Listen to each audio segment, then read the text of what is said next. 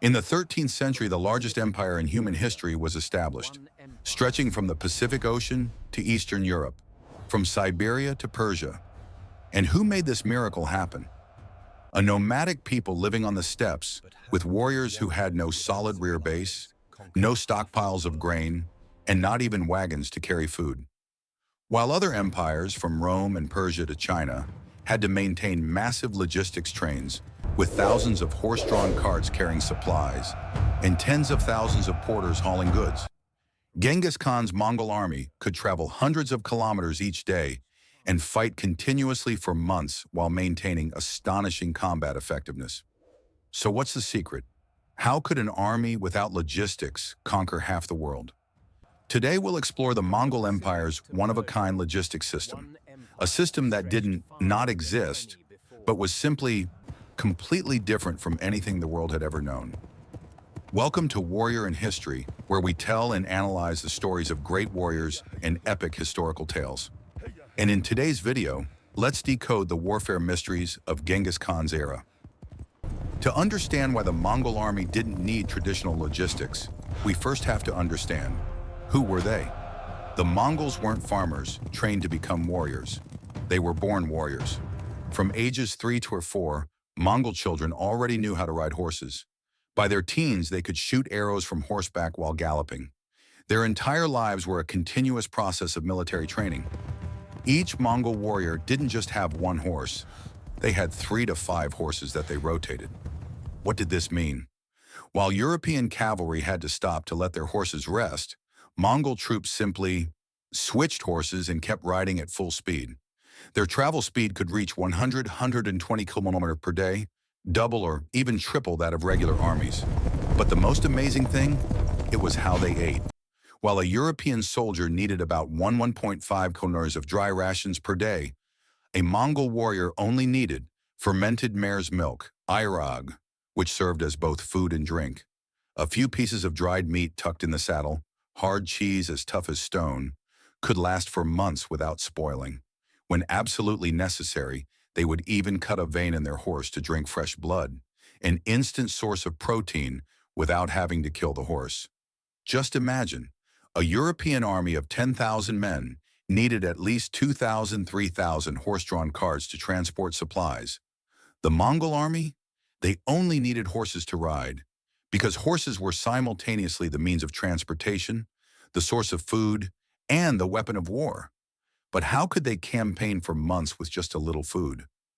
This is the devastating strategy that Genghis Khan perfected. War feeds war. First, the Mongols were master hunters. On the march, they hunted anything edible, from rabbits and deer to even wolves. They didn't need to stop and cook elaborate meals. Quickly grilled meat over a fire, or even raw meat would do. Herds of livestock traveling with the army were also a mobile food source. Sheep and goats grazed along the way. They fed themselves and became meals when needed. But the biggest food source? It came from the places they conquered. And this is where the Mongols were incredibly smart. When approaching a city, they sent a simple message: surrender, hand over 10% of your wealth and food, and live in peace. Resist, the city will be massacred, everything looted. Sounds brutal? Maybe, but it was an extremely effective strategic calculation. Most small cities chose to surrender, and that way the Mongol army got supplies without firing a single arrow. Cities that resisted? After they fell, they became living examples to make other cities fear and surrender more quickly. One devastated city could help 10 subsequent cities surrender without bloodshed. And there was one more factor: intelligence. Before entering a region, the Mongol army always sent spies ahead to gather information. Which areas had abundant food? Which cities were weak? Which routes had water sources? They never advanced into territory they didn't know beforehand. That would be suicide. Every campaign was meticulously calculated in terms of routes, timing, and potential food sources. Now let's talk about organization, because an army, no matter how much food it has, will still fall apart if it doesn't know how to manage. Genghis Khan created an extremely simple but effective decimal system. 10 men, 1 arban, squad; 10 arban, 1 zun, company, 100 men; 10 zun, 1 mingan, battalion, 1,000 men. 10 Minghan, Meishranai or 1 Tumen, division, 10,000 men. Why was this system brilliant for logistics? Because each unit was highly self-sufficient. An arban of 10 men handled finding food, caring for horses, and sharing spoils among themselves. They didn't have a separate logistics corps. Every warrior was cavalry. Every cavalryman took care of himself and his comrades. There were no support people and combat people. Everyone both fought and was self-sufficient. Discipline also played a key role. Genghis Khan's law, the Yasa, clearly stipulated spoils of war must be shared equally by unit. No one could profit individually. If one person in an arban fled, all 10 were executed. If one arban fled, the entire zun was punished. This system of collective responsibility ensured everyone cared about their comrades, including in sharing food. No corruption, no personal hoarding, no officers eating their fill while soldiers went hungry and thirsty, like in many other armies of that time. But no matter how skilled, the Mongol army couldn't conquer every terrain, and they knew that very well. Look at a map of the Mongol Empire. You'll see they prioritize conquering the Eurasian steppes, grass for horses, fertile plains, rich in food, trade routes, many wealthy cities, areas they avoided, Southeast Asian tropical forests. Horses couldn't survive. Cavalry useless high, treacherous mountains, difficult to move, little food, waterless deserts. Even though the Mongols were tough, they weren't suicidal. Campaign timing was also carefully calculated. Major campaigns usually began in spring, when green grass grew, horses had abundant food, and mare's milk was most plentiful. By late autumn, when grass began to dry, Mongol troops usually withdrew to the steppes or stationed in conquered regions.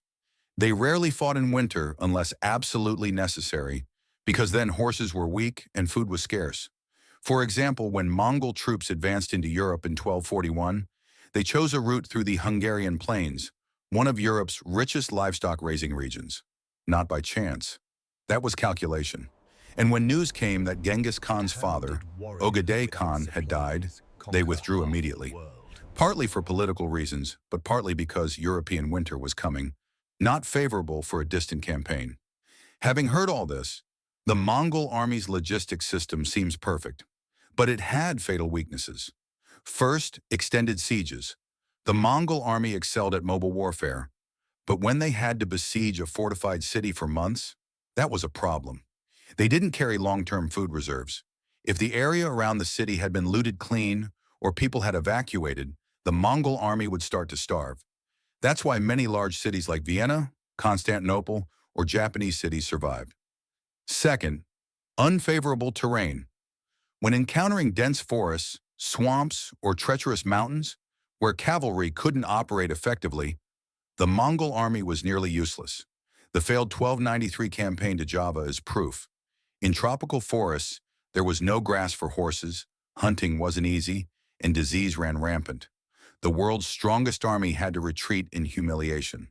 Third, scorched earth tactics, when the enemy proactively destroyed food supplies, burned fields, and withdrew. In 1223, when the Mongol army chased Russian and Polish forces, the enemy used this policy. Nothing to loot, no people to provide food. The Mongol army began to exhaust. Fortunately for them, few enemies had enough determination to destroy their own homes and property. But when they encountered it, that was a major challenge. And finally, distance. The farther from the mother steppes, the weaker the Mongol army became. Horses weren't accustomed to the climate. Warriors had no safe place to retreat. Supply lines were too long. The Mongol Empire was vast not because they could go everywhere, but because they chose to go to the right places at the right times. So there we have it, the answer. The Mongol army didn't need logistics. They just had a completely different logistics system, a system based on nomadic lifestyle, turning every warrior into a survival expert. War feeds war philosophy, utilizing all local resources. Flexible organization, iron discipline, no corruption, no waste. Understanding their strengths and limitations, only fighting battles they could win. The Mongol Empire didn't conquer the world by magic.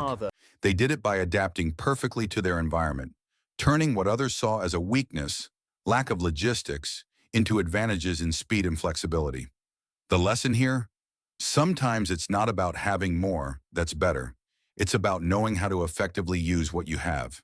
That's real strength.